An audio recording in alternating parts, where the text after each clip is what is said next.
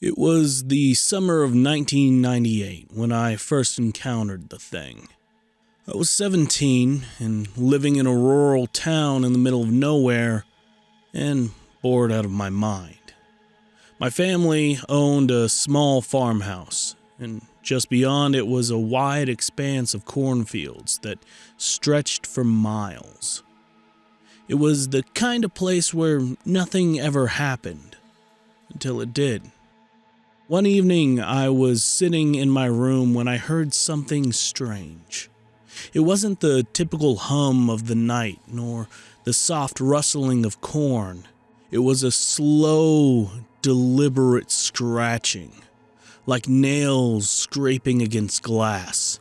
I looked out the window, thinking it was just a branch, but there was no trees near my window. Nothing but the field waving gently in the wind. I ignored it. I wanted to believe it was nothing. But every night, around the same time, the scratching would start again. And each time, it got louder. By the fourth night, I couldn't sleep.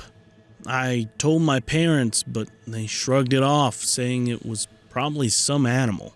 One night, the sound was unbearable. I grabbed a flashlight and went outside, determined to find whatever was making it. The air was thick and humid, the kind of night that clings to your skin. I made my way toward the edge of the cornfield, the beam of the flashlight cutting through the dark like a knife. Then I saw it. At first, I thought it was a scarecrow. There, at the edge of the field, stood a figure. Tall, hunched, and barely visible against the dark sky. It didn't move, didn't sway in the wind like the corn, just stood there, watching. I aimed the flashlight at it, expecting to see fabric and straw, but what I saw made my blood turn cold. The figure wasn't a scarecrow. It was human.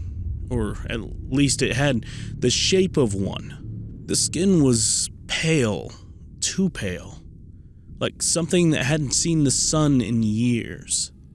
Its eyes were large, round, and reflective, catching the light from my flashlight like an animal's eyes in the dark. But the worst part was its mouth, hanging open, unnaturally wide, stretching across its face in a grotesque, silent scream. I froze, unable to move or even breathe. The figure just stood there, watching me with that horrible, gaping mouth. Then it moved. Not like a person would.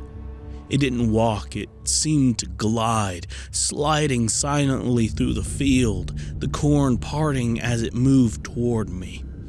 I turned and ran, faster than I ever thought possible. Behind me, I could hear the rustling of the corn, faster now, as if it were right on my heels. The sound grew louder and louder, the same horrible scratching noise. But this time, it wasn't just against glass. It was right behind me. I burst through the door of the house, slamming it shut and locking it. My heart was pounding, my breath ragged. I ran to my parents, yelling about what I saw. They rushed to the window, but of course, there was nothing. Just still, empty field, but I knew what I saw. The next morning, I woke up to find deep, jagged scratches on my bedroom window, long parallel lines etched into the glass as if something or someone had been trying to get in. I never saw the figure again after that night, but the feeling never left. Every time I passed the cornfield, I could feel it watching, waiting just beyond the edge of the tall stalks.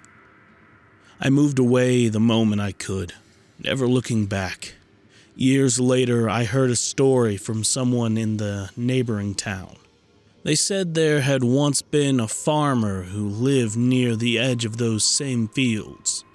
He disappeared without a trace, leaving nothing behind but his empty farmhouse and a strange, scratched-up window. They say he was taken by something that still watches from the field, waiting for the next person to catch its attention. I never went back to find out if it was true. But if you ever find yourself near an empty cornfield at night and you hear scratching at your window, don't look outside. Whatever it is, you don't want to see it.